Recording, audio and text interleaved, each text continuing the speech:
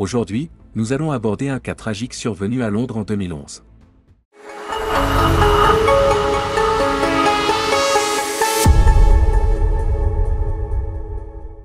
Les corps d'Alice Adams et de Tibor Vass ont été retrouvés dans une maison située près de l'aéroport d'Heathrow. Les deux jeunes, âgés de 20 ans, travaillaient tous deux à l'hôtel Edwardian Heathrow Radisson Blu.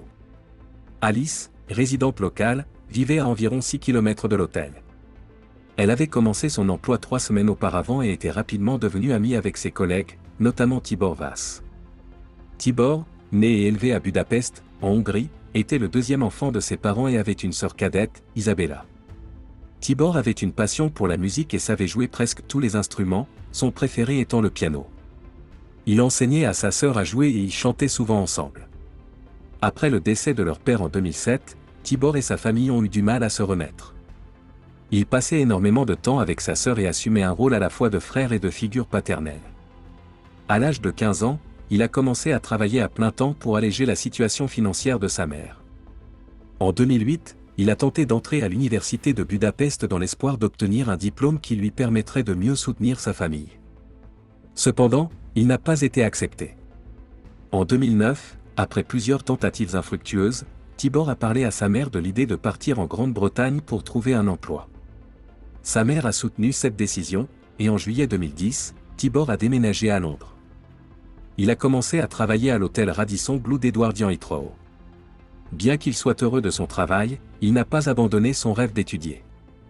Il a donc postulé à l'université de Budapest une nouvelle fois, et cette fois, il a été accepté. Heureux de cette nouvelle, il a décidé de rentrer en Hongrie en avril 2011. À l'occasion de son départ, une petite fête a été organisée le 9 avril 2011, où se sont retrouvés Tibor, Alice et leurs collègues. Le lendemain matin, ce trio devait travailler ensemble, mais aucun d'eux ne s'est présenté. À 7h53, la police a été alertée après que leurs collègues aient tenté de les joindre sans succès. Lorsqu'ils se sont rendus à la maison, la porte était ouverte et ils ont trouvé une scène choquante. Alice, poignardée à 22 reprises, gisait dans le salon, son visage couvert d'un couteau. Tibor, quant à lui, avait été tué par 2 coups de couteau à la tête. Attila Ban, un autre collègue, était porté disparu. Les enquêteurs ont rapidement constaté que la scène de crime était étrange. Le lit sur lequel Tibor avait été retrouvé semblait trop propre, comme s'il avait été déplacé après le crime. Des traces d'alcool et de substances illégales étaient présentes, ce qui suggérait qu'une fête avait eu lieu. Les fouilles de la maison n'ont pas permis de retrouver Attila Ban, mais ses affaires personnelles étaient encore présentes. Cela a conduit les enquêteurs à le considérer comme le principal suspect. En interrogeant les collègues, ils ont appris qu'Attila, un Hongrois comme Tibor, avait immédiatement pris sous son aile le jeune homme à son arrivée à l'hôtel. Ils vivaient ensemble dans un appartement fourni par l'hôtel. Attila, qui avait des sentiments amoureux non réciproques envers Tibor, semblait avoir mal vécu l'attention que Tibor commençait à porter à Alice. Les enquêteurs ont émis l'hypothèse qu'Attila, jaloux et frustré, aurait pu commettre ce crime par passion non partagée. Les enquêteurs ont découvert que le matin des meurtres, Attila avait laissé un message inquiétant sur sa page Facebook « J'aimerais me réveiller de ce cauchemar ». Ce message, posté à 6h23, a renforcé les soupçons des enquêteurs à l'égard d'Attila. Après avoir examiné la scène du crime et entendu les témoignages des autres invités de la fête, il est apparu que seul Attila, Tibor et Alice étaient restés après le départ des autres. Les familles d'Alice et Tibor ont été dévastées par la nouvelle de leur décès. La mère d'Alice, Sarah Adams, a exprimé la douleur de ne pas savoir ce qui s'était réellement passé ce soir-là. Elle a décrit sa fille comme une personne incroyable, pleine d'amour et de compassion, et a souligné que la vérité, aussi difficile soit-elle, était préférable à l'incertitude qui tourmentait son esprit. La perte d'Alice et de Tibor a été une tragédie au-delà de toute expression. La mère d'Alice a raconté aux enquêteurs que, juste après midi, sa fille lui avait envoyé un message disant qu'elle passerait la nuit chez un ami. La police a alors lancé un appel de recherche pour Attila, mais il semblait s'être volatilisé. Ils ont tenté de localiser son téléphone, qui a été repéré par des tours de téléphonie mobile dans la même zone que l'hôtel. Cependant, à mesure que l'enquête avançait, il est devenu évident qu'Attila était bien plus proche que prévu. L'équipe d'investigation a passé 2 jours à travailler sur la scène du crime, puis a quitté la maison. Mais quelques heures plus tard, les experts médico-légaux ont décidé de retourner dans la maison pour effectuer d'autres tests. En entrant, ils ont constaté que la porte, qui avait été laissée ouverte, était désormais fermée de l'intérieur. Lorsqu'ils ont pénétré dans la chambre, ils ont trouvé Attila Ban allongé sur le lit. Il avait bu et semblait s'être infligé des blessures avec des ciseaux et un couteau. Il avait des coupures sur les poignets et le dos. Lorsqu'on lui a posé des questions, il a agi de manière étrange et a tenté de communiquer par gestes. Il a été emmené à l'hôpital, où les médecins ont confirmé qu'il n'était pas en danger immédiat. Les policiers ont été déconcertés en apprenant où Attila avait passé les 2 jours suivant le meurtre. Il s'était caché dans la base du canapé-lit où se trouvait le corps de Tibor Vass. Il avait pris un téléphone, plusieurs bouteilles d'eau, et s'était dissimulé à l'intérieur.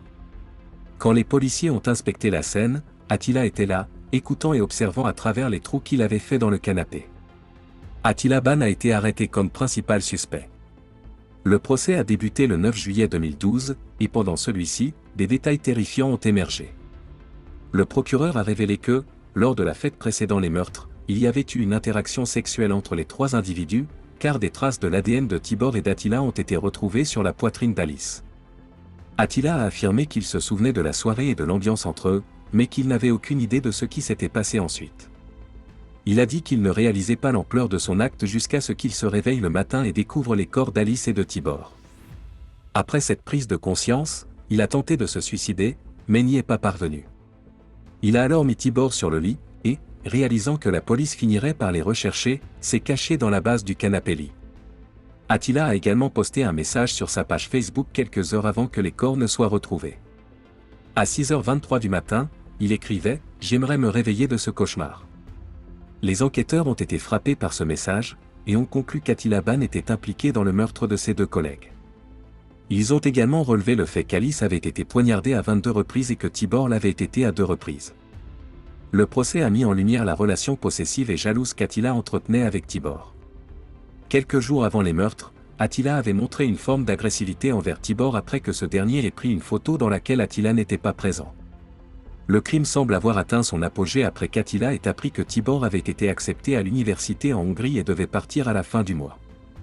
Il est probable qu'Attila n'ait pas supporté de voir Tibor et Alice ensemble, et qu'il ait agi sous l'effet de la jalousie. Le juge, Richard Whitham, a décrit la situation comme une tragédie, soulignant que 2 jeunes innocents avaient perdu la vie de manière brutale. Le tribunal a également entendu que Tibor avait de nombreuses relations avec des femmes travaillant à l'hôtel, et qu'il n'y avait aucune preuve qu'il ait eu une relation amoureuse avec Attila. Cependant, Attila, qui était amoureux de Tibor, n'a pas supporté de le voir porter de l'attention à Alice. Le verdict est tombé le 18 juillet 2012, après seulement 5 heures de délibération. Attila Ban, âgé de 32 ans, a été reconnu coupable des meurtres d'Alice et Tibor. Il a été condamné à 2 peines de prison à vie et devra purger 26 ans avant de pouvoir demander une libération conditionnelle. Lors du jugement, la mère de Tibor, Rosalia, a rendu hommage à son fils en se rappelant de sa passion pour la musique, son côté innovant, et sa personnalité toujours amicale et généreuse. Sa perte, tout comme celle d'Alice, a laissé une douleur indescriptible, et le procès n'a fait qu'intensifier cette souffrance pour les familles des victimes. Merci d'avoir regardé jusqu'à la fin. Si cette vidéo vous a plu, n'oubliez pas de liker et de vous abonner à la chaîne pour ne rien manquer de nos prochaines vidéos.